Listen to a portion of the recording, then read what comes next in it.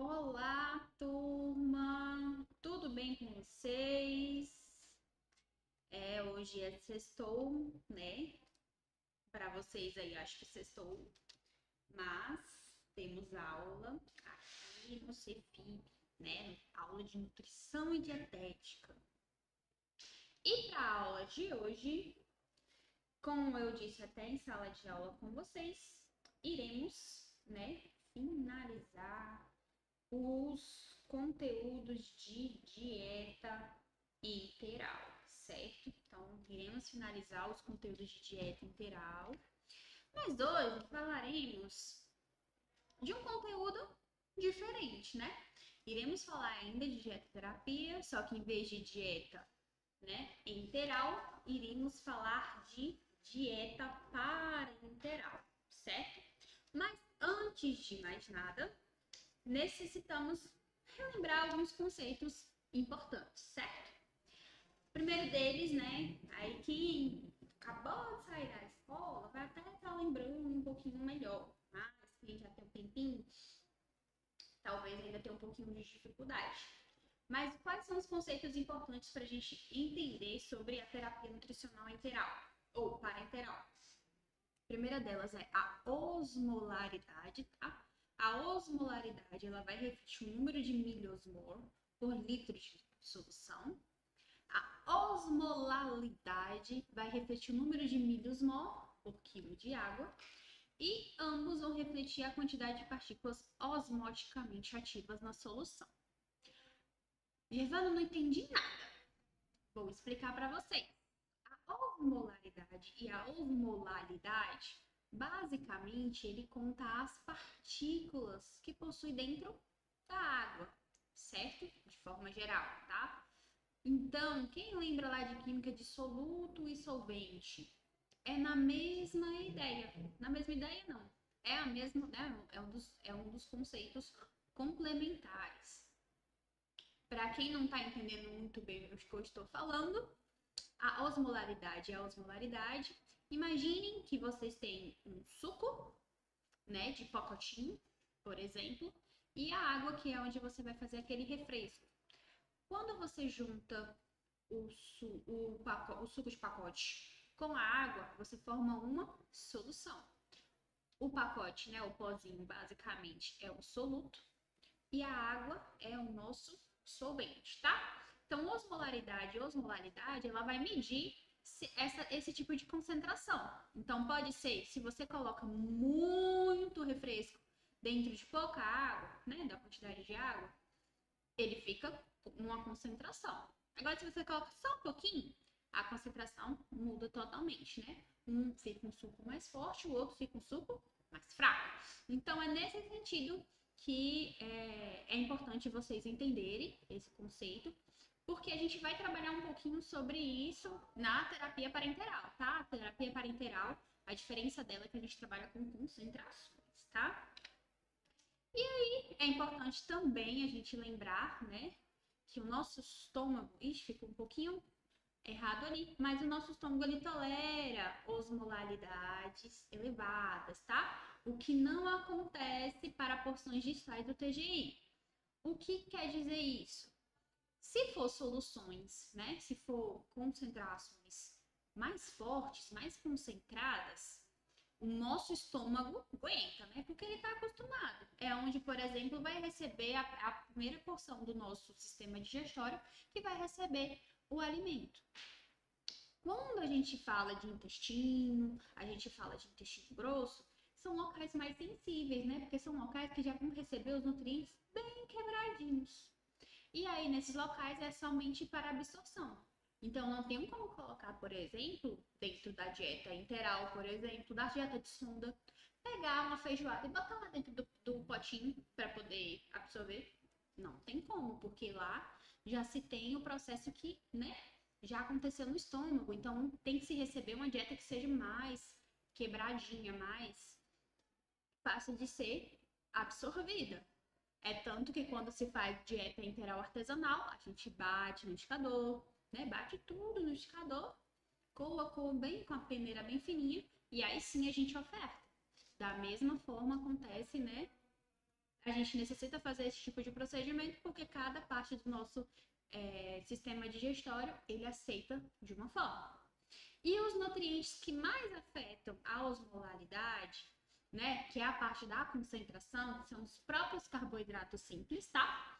Então, tenho, né, tanto dos mono quanto os disacarídeos, minerais e eletrólitos como sódio, cloreto e potássio, e proteínas hidrolisadas e aminoácidos cristalinos, tá? Basicamente são proteínas de pequeno tamanho, tá bom? Isso tudo, por eles estarem muito pequenininhos, é como se fosse a reunião de muitos pequenininhos. Quanto reúne muitos pequenininhos, né? Algo se torna maior. E isso pode aumentar a osmolaridade, né? O nível de concentração.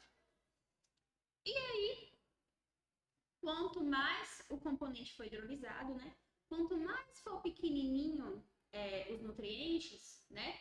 Quanto eu pegar aquela proteína gigante e separar ela e quebrar ela bem quebradinha, mais eu aumento a osmolaridade daquela concentração, tá? Aqui dentro do slide de vocês conseguem perceber aqui, ó. Aqui é basicamente uma referência, né? De qual é a diferenciação de cada tipo de osmolaridade. Então, um meio hipotônico é onde eu tenho bastante solvente, né? Vamos colocar aqui exemplo que seja água.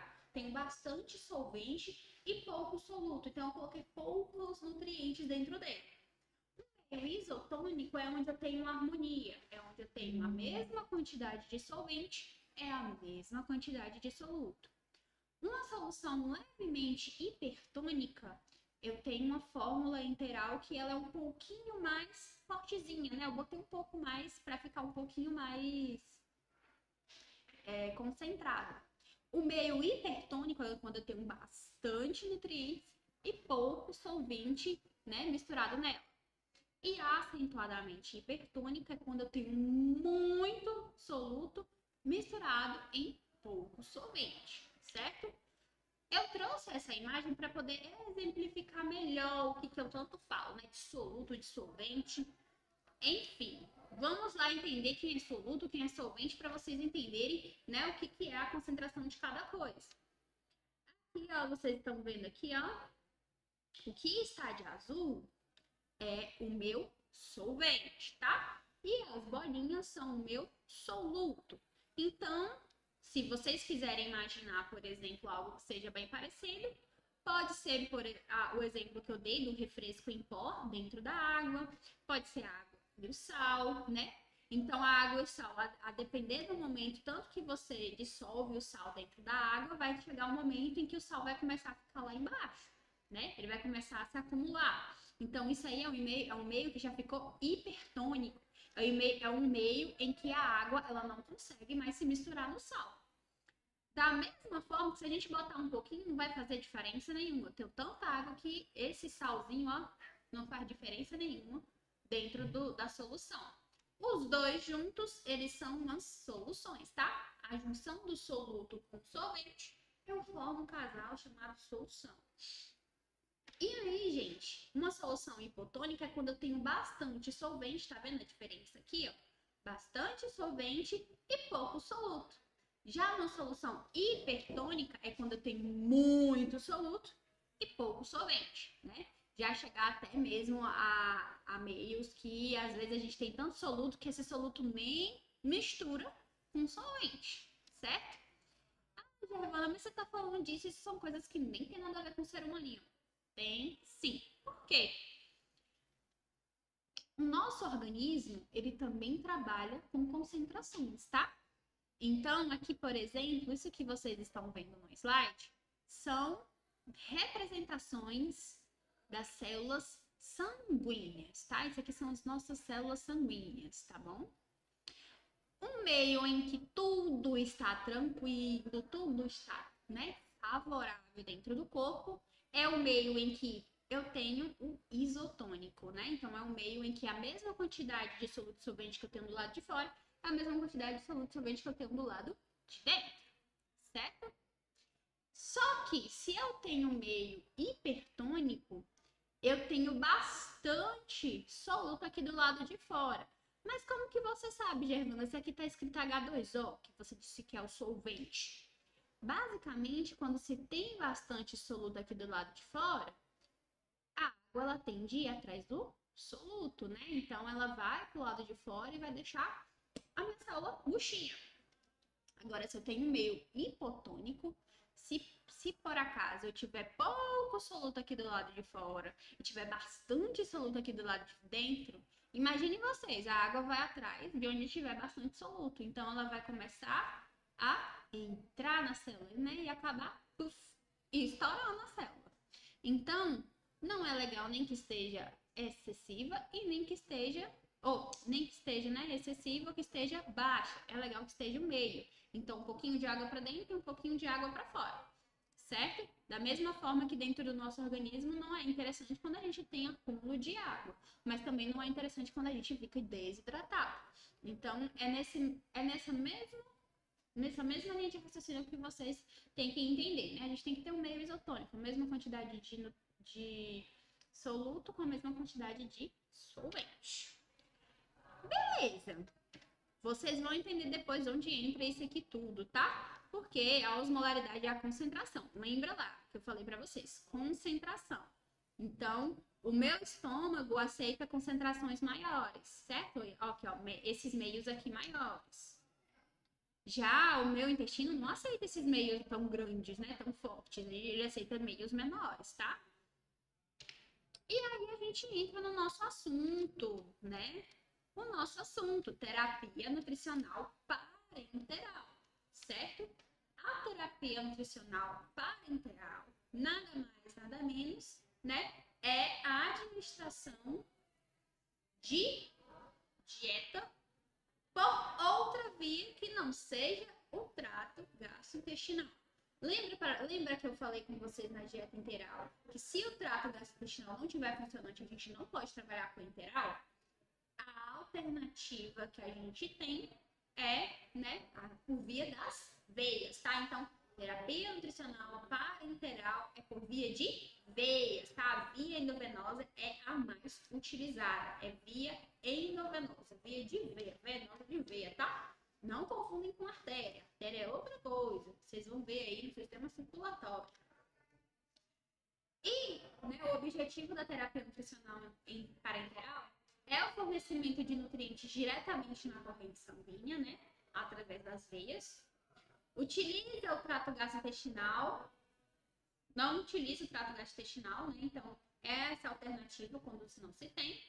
E a composição de uma terapia nutricional parenteral basicamente são água, glicose, aminoácidos, lipídios, eletrólitos, vitaminas e oligoelementos. Então, basicamente, é uma composição de diversos nutrientes que já estão prontos. É como se fosse, né, que o laboratório, vamos supor, ele já tivesse feito o processo de digestão, já tivesse feito o processo de absorção, e agora era só ir para a corrente sanguínea para onde eles têm que ir, certo? Então, o que vai na corrente sanguínea é do formato em que pode ir para a corrente sanguínea, tá bom? Eu não vou pegar lá algo, bater uma vitamina e tacar na veia. Não é isso.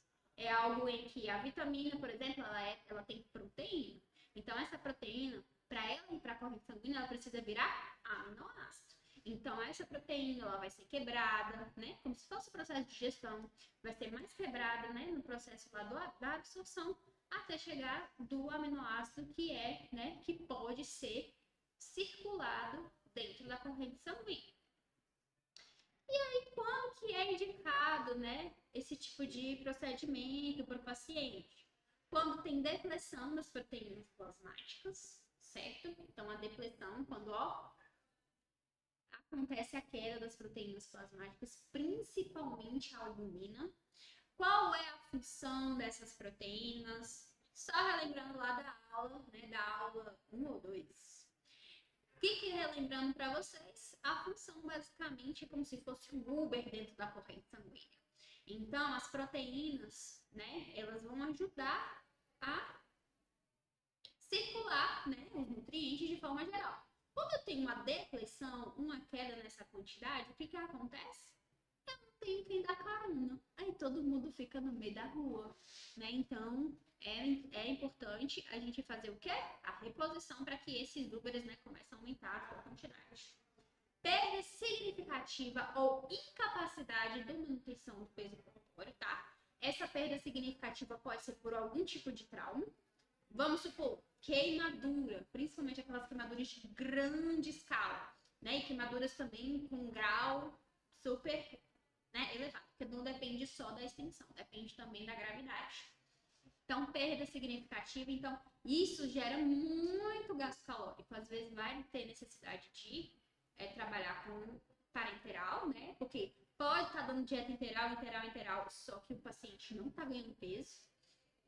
Então, a gente precisa, porque isso se torna, né? Se a gente não cuidar, se torna uma desnutrição hospitalar e não é isso que a gente quer.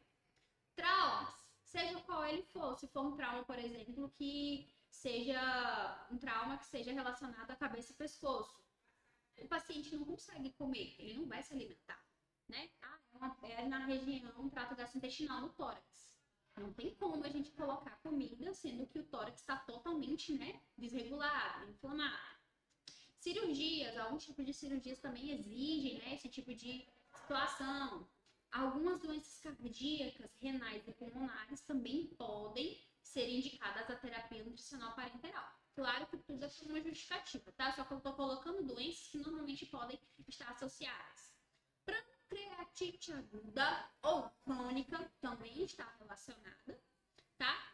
SI, ou também chamada de síndrome do intestino irritável, tá? É uma condição que ela não é só fisiológica, mas ela também é, mental, tá? Então, tudo isso também pode estar relacionado e pode também haver a necessidade, a depender da gravidade do problema, da mesma forma que a pancreatite vai depender da gravidade do problema, que às vezes a gente não pode inserir alimento mesmo, justamente porque se a gente inserir alimento, a gente vai piorar a situação, né, do paciente com pancreatite, e a gente pode até matar o paciente, então a gente tem que ter esse cuidado.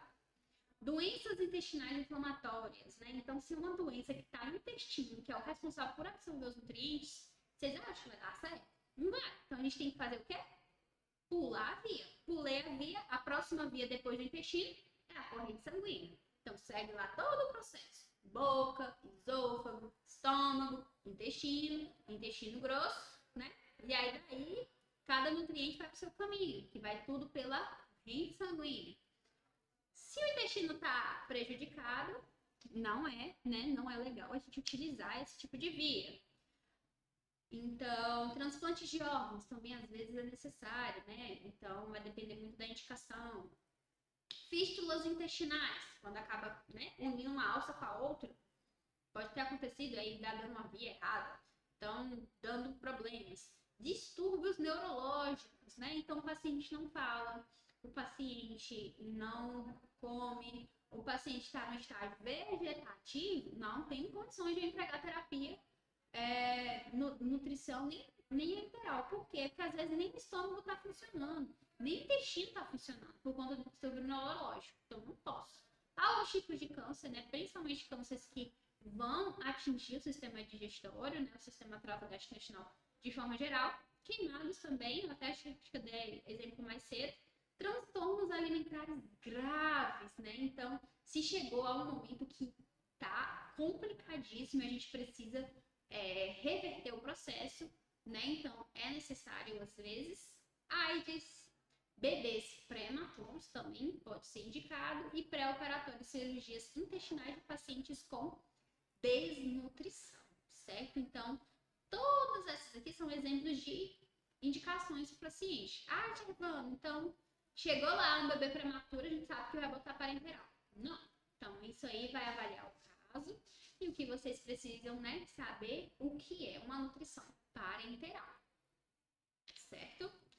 E aí, gente, assim como tudo na vida, dentro de um ambiente hospitalar, para a terapia nutricional parenteral também se faz um fluxograma e cada lugar tem o seu fluxograma, tá? Esse aqui é disponibilizado, por exemplo, da Nutri, lá do Hospital Infantil de Joana Guzmão, lá em Florianópolis, em Santa Catarina.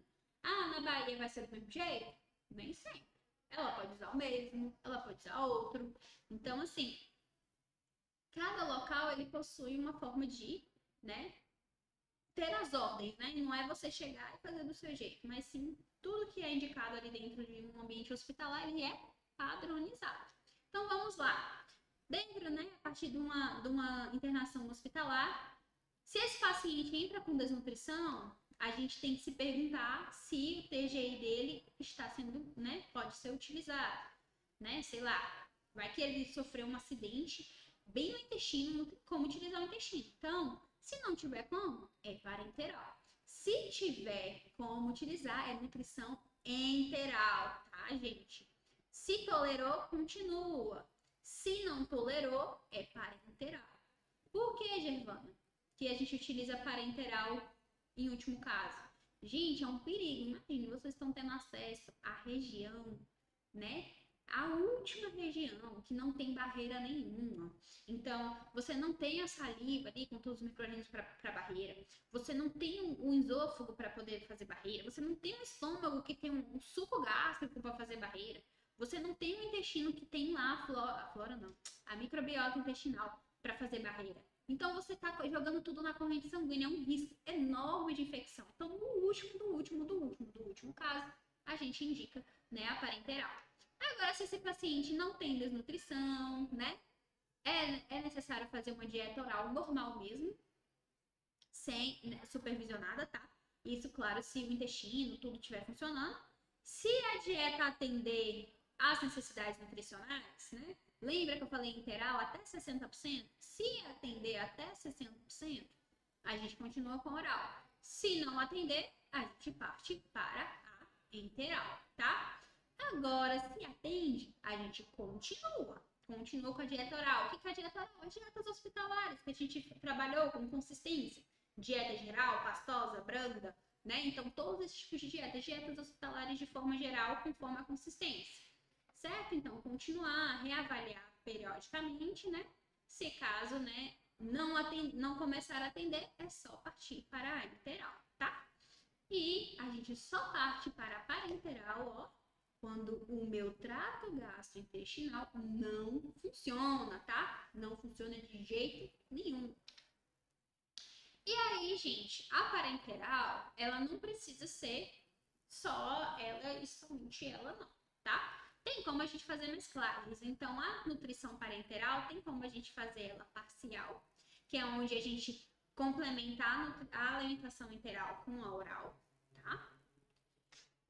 Tem como, ou a oral, na verdade, tem como a gente fazer ela total, então a nutrição parenteral total, que é a única via de nutrição para suprir todas as necessidades, seja de água, seja de eletrólito, seja de tudo.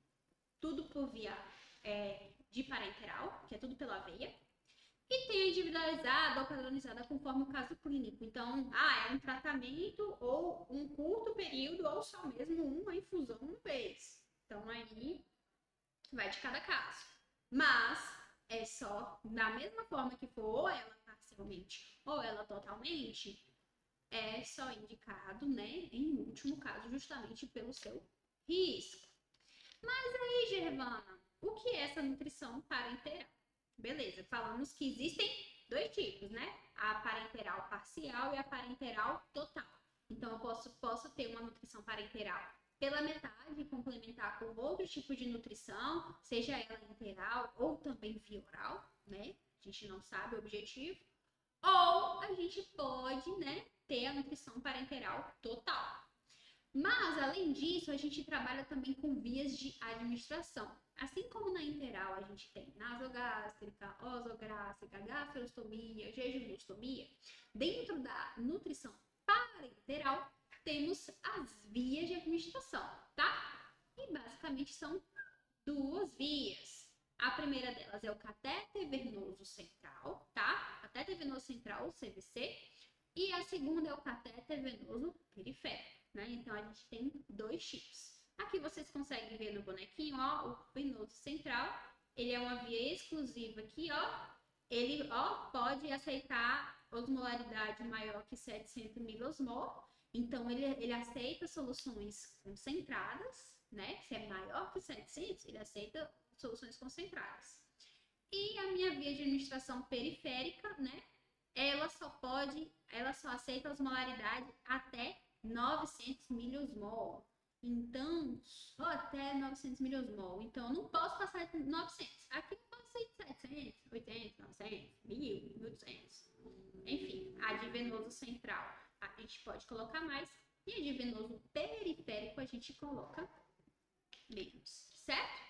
E aí, falando de cada uma delas, né? Então, a via de catéter central, ela aceita soluções hipertônicas, tá? Lembra lá? Faz aí na imagem de vocês. Imagine lá, como se fosse um soro, tá? Porque a dieta parenteral é isso aqui, ó. Parece um soro, tá? Ou uma bolsa de medicação. Depois eu vou mostrar um vídeo disso pra vocês em presencial. Mas basicamente parece um soro. Com um monte de medicamento dentro, tá? Vou até mostrar pra vocês. Tem umas coisas bem interessantes.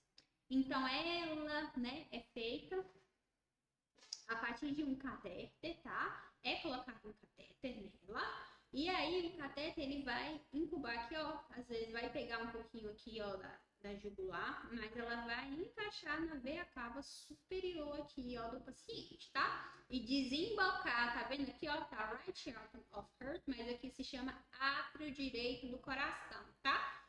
Se vocês não viram em anatomia, vocês vão ver aí. Mas átrio direito do coração é uma porção do coração. O coração é dividido em 4 partes. Essa aqui é a primeira parte dele, né? Logo após a veia. Então, o catéter ele vai ligar aqui. Às vezes pega um pouquinho da outra veia aqui. É a mesma veia, mas é só o segmento, cada um tem um nome diferente. E aí, desce na veia cava, tá? Que é uma veia de grande calibre. É uma veia grande, tá? É uma veia gigante. Aí aqui, ó, basicamente, o que isso significa? O sangue aqui, ó, vai entrar, passar por toda a câmara, bonitinho, e depois ele volta pela máquina aqui, ó, porque diferentemente da via interal, a via parenteral é obrigatória a bomba de infusão, tá? Então, o sangue vai passar aqui, ó, bonitinho, entra aqui, e depois ele volta, tá? Fazendo a parte lá da diálise lá do sangue, tá? Então, essas soluções são hipertônicas de glicose, proteínas, vitaminas e outros. O que normalmente se coloca dentro dessas soluções, gente? O que coloca dentro dessas dietas interais? Né? Solução de glicose de 50%. O que é solução de glicose de 50%? Por exemplo, 500 ml. 50% desses 500 ml é glicose, 50% é só o solvente, né? O que vai dissolver. Que basicamente normalmente é água. Água destilada. E esse aqui, ó, 500 ml, solução de aminoácido. A é aminoácido 10%. Da mesma forma, né? Desses 500 ml, 10% é só de aminoácido. Ou também fazer acréscimo de minerais, polivitamínicos, né? Vitamina A, B, C, D, B, enfim, tudo quanto vocês imaginarem. Mas basicamente na via de catéter central são colocados esses tipos de nutrientes. Ai, meu Deus, passou? A via de catéter periférico, né? Então, quanto aqui a gente utiliza a veia cava superior e desemboca aqui no átrio direito, essas são as partes importantes que vocês precisam saber. Na via de catéter periférico, a gente trabalha com as veias, né? Então, a veia, né, como normalmente essa veia cefálica aqui, ó, é uma veia que passa aqui pelo braço, tá? Então, são veias menores, né? São veias de médio, pequeno calibre. Claro que ninguém vai pegar um capilarzinho lá, não, tá? Vamos pegar uns veias um pouquinho mais robustas. Essas veias aceitam só soluções hipoosmolares, então são soluções bem fluidas, tá? Bem menos concentradas e normalmente se coloca gorduras, tá? Então, o que é uma emulsão? Basicamente a mistura do solvente com o soluto. E esse soluto ele é a base de gordura. Quem aqui já fez o experimento em casa de misturar água com óleo? Sabe que não mistura, né? Então, a emulsão, ela vai ter alguma outra coisinha que faz com que une as duas coisas. Igual, por exemplo, quando a pessoa, não sei se alguém aqui em casa já fez sabão. Sabão, basicamente, é feito da soda e da gordura, né? Aí põe uma essência, um trem para ficar mais cheiroso.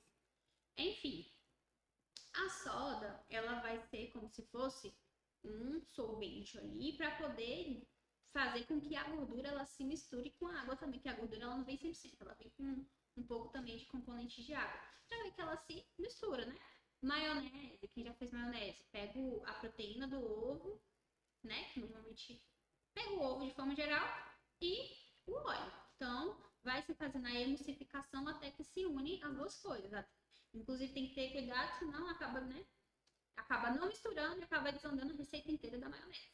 Então, maionese basicamente é só ovo e óleo. Justamente porque tem proteína, água e óleo para poder fazer essa mistura, certo?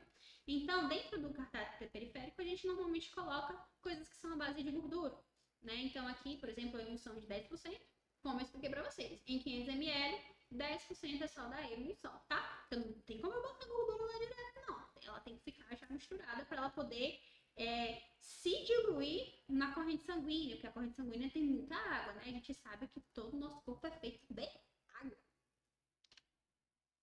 Mas, como tudo na vida, a terapia nutricional parenteral ela também tem problemas, certo? E esses, diferentemente dos problemas que nós encontramos na dieta enteral, que às vezes é só um desconforto, uma náusea, um vômito, aqui a gente trabalha com problemas um pouquinho piores, tá? Então, o primeiro deles é a complicação infecciosa, certo? Também pode chamar de septicemia. O que é septicemia? Ou também chamada de sepse. Basicamente é a infecção generalizada. Imagina, gente, vocês estão fazendo inserção na corrente sanguínea. Qualquer micro-organismo, qualquer coisa contaminada na corrente sanguínea passa para o corpo inteiro, porque a corrente sanguínea basicamente é o canal onde tudo, né, gira, circula dentro do corpo, né, sistema circulatório, justamente por isso. É a mais grave. Os pacientes que usa parenteral, normalmente, eles são debilitados, né, são pessoas que têm imunidade menor, né, são decorrentes de, né, como que pode ter complicações infecciosas? Contaminação, né, então às vezes dá soluções, que é mais raro, mas o que acontece mesmo na hora da inserção do catéter, na hora de colocar mesmo o catéter, pode acontecer uma infecção. Então a pessoa já está debilitada e você vai lá, só piora. Complicações não infecciosas, essas normalmente estão relacionadas à parte mecânica mesmo, na hora de colocar o catéter. Da mesma forma que tem que ter o cuidado de colocar a sonda da nutrição enteral, né? No catéter da parenteral, a gente também tem que ter cuidado. Por quê? Porque pode acontecer pneumotórax, né? O pneumotórax nada mais, nada menos é entrada de ar entre as pleuras, vocês vão ver lá no sistema respiratório, né? Que são duas películas que ficam em volta do nosso pulmão, tá? Porque tudo no nosso corpo aqui dentro é encapado, viu? Nada fica solto, não, e nada tem uma capinha. Eles têm uma capinha para não pegar poeira. E aí, basicamente, são duas películas que deslizam uma na outra. Se eu furo uma película dessa, eu dou entrada de ar. Entrando as películas elas vão simplesmente se afastarem e aí vai ocupando o espaço aqui da caixa torácica, né? E aí, ocupando esse espaço, o pulmão, que ele infla e desinfla, ele vai ter menos espaço para fazer isso. Hemotórax é onde eu tenho também, né, a presença de sangue. Má posição do catéter. O catéter está no lugar errado. Fimbotrombose dá problema com trombos dentro né? Dá começar a fazer coágulos lá dentro. Hidrotórax. Hidro vem de água. Hidromediastino. Hidro é água, só que na região do mediastino. Lembra que eu falei para vocês que é tudo encapado? O coração também é todo encapado, tá? E ele fica ali na parte do mediastino, que é a parte aqui, ó, central do corpo. É a localização dele. Vocês vão ver aí depois no sistema cardiovascular, se vocês não viram ainda. Então ele fica ali e acumula água ali e o coração não tem espaço para bater, né? Porque tem um monte de água misturada. Lesão nervosa. Eu posso atingir um nervo, paralisar o nervo, matar o nervo, cortar o nervo, acontecer qualquer coisa com o nervo. Lesão arterial, principalmente a subclave aqui, ó, que fica aqui ao perto das nossas clavículas. Perfuração miocárdica. Então, eu perfurei o músculo do coração, aquele senhor que bate, acabar perfurando ele. Ou laceração na veia, machucou a veia, né? Estragou a veia, pode ter acontecido. também. E alterações metabólicas, às vezes é pelos nutrientes que estão dentro das soluções, né? Um nutriente que não está sendo bem absorvido, né? Um nutriente que não tá sendo bem metabolizado dentro do corpo. Absorvido ele vai estar, porque vai jogar na corrente sanguínea, mas não vai estar metabolizado. O organismo não vai conseguir utilizar. Então, por exemplo, uma pessoa que tem diabetes, ela tem a glucose dentro do corpo, porém, ela não tem insulina para poder conseguir utilizar aquela glicose, né, para energia. Então, problemas metabólicos é basicamente nesse sentido. E a gente pode também ter, né, os problemas, como eu falei, metabólicos com cada nutriente. Então, com carboidrato, eu posso ter hiperglicemia, ter uma glicose gigante, chegando ao coma hiperosmolar não cetônico, né? Porque tem intolerância à glicose, diurese osmótica, então começar a ter muita urina para poder liberar o tanto de carboidrato que está em excesso, ou hipoglicemia, né? Por quê? Porque às vezes o corpo ele se desespera, produz insulina, e a nossa insulina ela serve como se fosse uma chave para poder entrar a glicose dentro da célula, né? Porque a glicose basicamente é o nosso combustível. A gente não vive sem glicose. E as nossas células, para elas ficarem lindas e compostas do jeito que elas são, vivas, né? Elas recebem esse tipo de combustível, né? Em forma de glicose. E para a glicose entrar, para ela, né, poder entrar, eu preciso da chave. A chave basicamente é só a insulina. A insulina está presente, a glicose entra. Mas se eu tiver insulina demais e começar a abrir as portas tudo de uma vez, eu não vou ter glicose suficiente para poder dar conta. Então aí acontece a queda da hipoglicemia, né? Queda não, a hipoglicemia de forma. Lipídios, né? Então, deficiência de ácidos graxos essenciais, hipertriglicidemia, então é triglicêrídeo lá em cima, colesterol lá em cima, colesterol ruim lá em cima, colesterol bom lá embaixo. Então, tudo que vocês imaginarem dá tudo ruim. Aminoácidos, então posso ter uma hiperamolemia, acidoses metabólicas, né? Então, é presente por conta do próprio aminoácido. O próprio aminoácido não pode estar jogado ali. Então, pode dar, né, a reação diferente. Então, na química, tudo, né? Nada se cria, nada se perde, tudo se transforma. Então, vai se transformar em alguma coisa. No caso, o resultado aqui é ácido clorídrico, né? Imagine ácido clorídrico, que é a mesma composição, HCl, né? A mesma composição do suco gástrico, só que dentro da corrente sanguínea. Isso aí é inadmissível, né? O corpo não aguenta, né? Vai deixar o sangue super ácido, o pH vai diminuir bastante. Eletrólitos, hipofosfatemia, né? Então, fosfato lá descer. E se o fosfato descer, o fosfato ele participa do processo de oxigenação do sangue. Então, vai começar a ter problema de saturação. A pessoa vai descer a saturação. O que é a saturação? É o nível de oxigênio na corrente sanguínea, tá? Que não pode diminuir de 90, tem que estar 90. Todos vocês, né? Não sei se vocês já viram ainda, principalmente quem tem smartwatch, tem um nível de saturação, tá? E vocês vão aprender lá mais lá pra frente, precisa para vocês entenderem.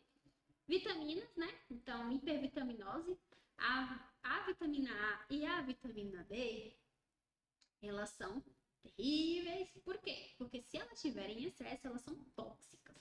Não é igual às vitaminas hidrossolúveis, porque as vitaminas hidrossolúveis, elas se diluem em qualquer água que tiver e vai embora na urina. Já a vitamina A e a vitamina D, elas são lipossolúveis, elas vão se misturar nas camadas de gordura. Então, imagina a camada de gordura pura vitamina que não está utilizando. Isso se torna tóxico. E aí, às vezes, aquele paciente, ele não vai, né, prevalecer o problema naquela hora. Ele vai prevalecer o problema lá depois. E aí, por exemplo, paciente lá, né, vamos supor, tem uma camada de gordura lá, tá com excesso de peso, e ele tomou vitamina até umas horas, só que essa vitamina tá toda guardada dentro da camada de gordura. Quando esse paciente resolve emagrecer, o que acontece? As células gordurosas, elas começam a ser quebradas, né? Ou diminuir de tamanho. E o que acontece? Essa vitamina vai ser liberada. Então, o corpo começa a ter muito mais vitamina, né?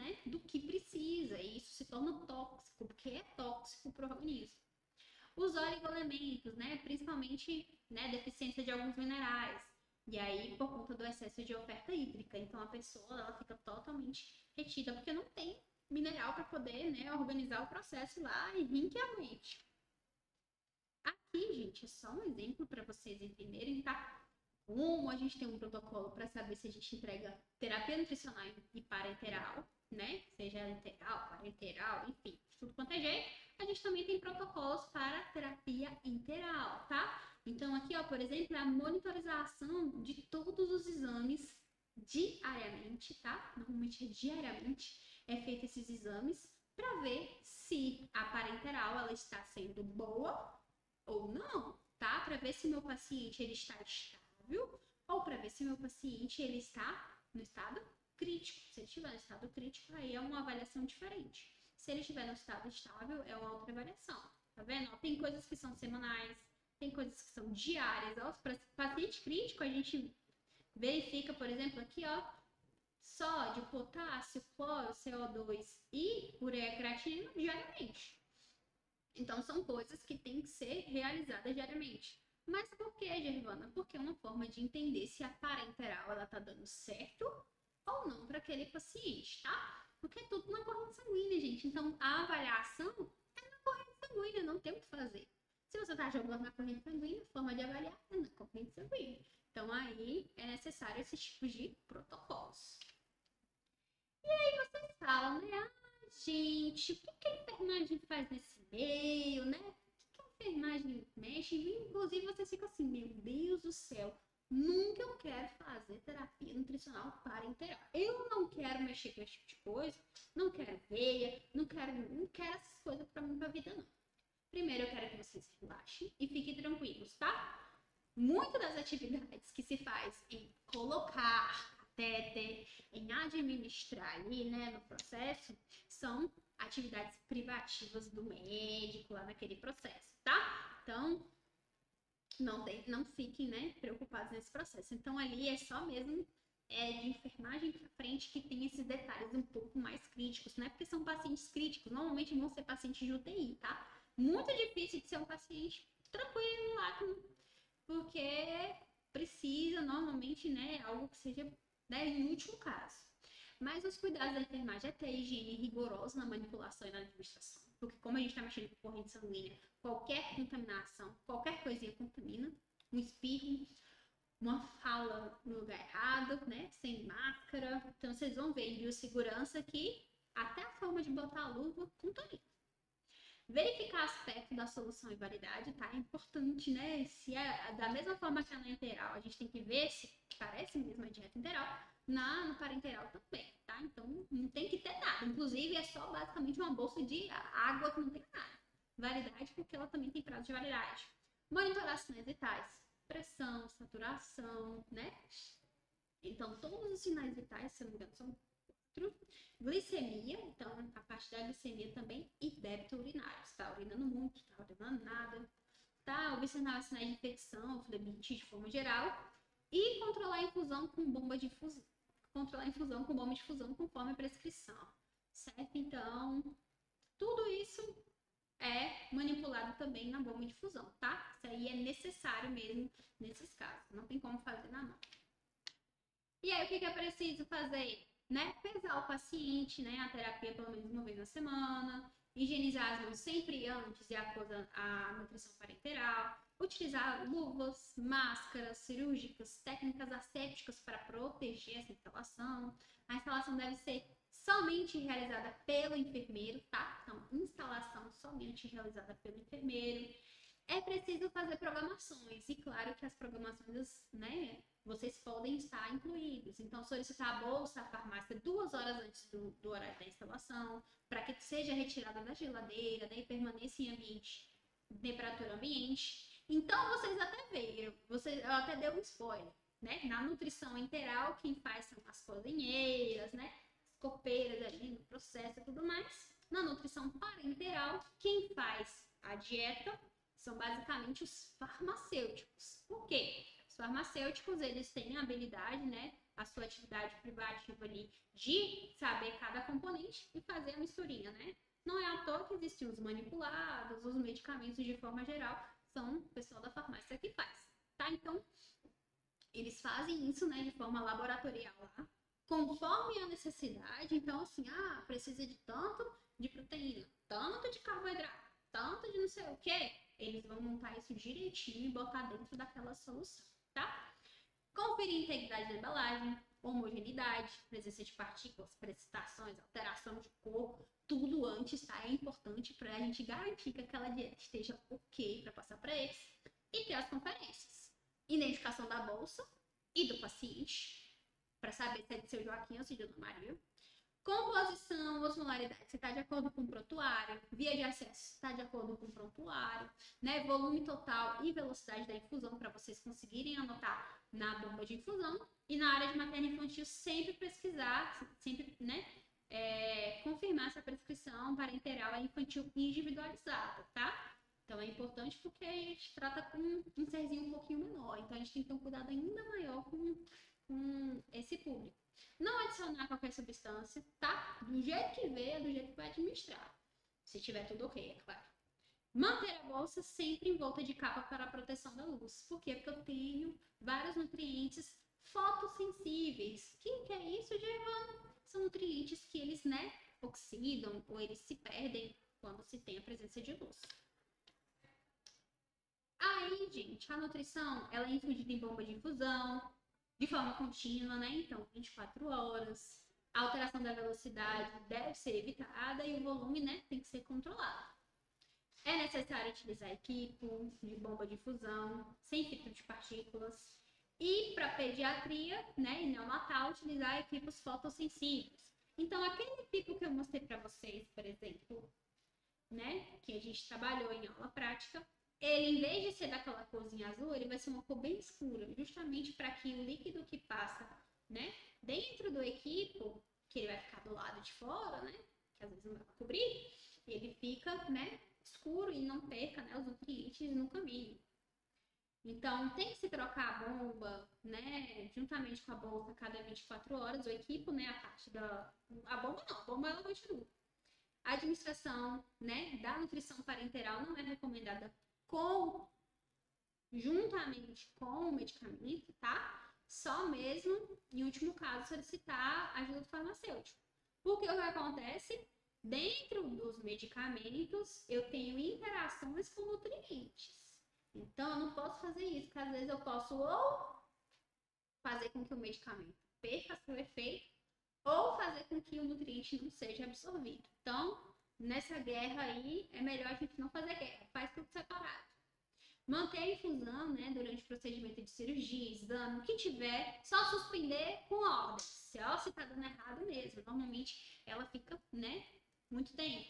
E sempre interromper, né, se for interromper, sempre fazer uma solução de glicose a 10%, né, na mesma velocidade por menos de 8 horas, por pelo menos 8 horas. Em pacientes pediátricos tem que se ver a critério do médico. Evitar desconexão, interrupção, tá? Porque qualquer abertura do aparelho é risco de contaminação. E se acontecer colonização do catéter, o que é a colonização? Basicamente é a proliferação dos micro-organismos que sejam, né, nocivos à saúde, e aí a gente causa um outro problema. Ele já estava doente, ele se torna mais doente. Realizar o balanço hídrico, né? Então é importante documentar o tanto de água que foi colocado para que a gente possa fazer esse controle, né? Para que a gente não veja se não está sendo água demais ou água de menos para o paciente. Realizar a glicemia capilar sempre, ó, a cada 6 horas, para ver se a dieta ela está dando o efeito que tem que dar. Verificar a temperatura corporal, para ver se não está tendo nenhum processo de infecção, inflamação. E observar peles, mucosas, né, para entender se tem sinais de hidratação ou hiperidratação, sinais de hipo ou hiperglicemia e anotar qualquer reação adversa, tá? Que acontece toda vez que é infundido dentro, né, que é infundida a nutrição parenteral. Isso são coisas só da enfermagem? Não. Então, procedimentos específicos são atividades privativas, certo? Porém, entretanto, todavia, observar e anotar toda a equipe pode fazer. Aqui só um resumão para vocês entenderem, ó, todo o processo, né?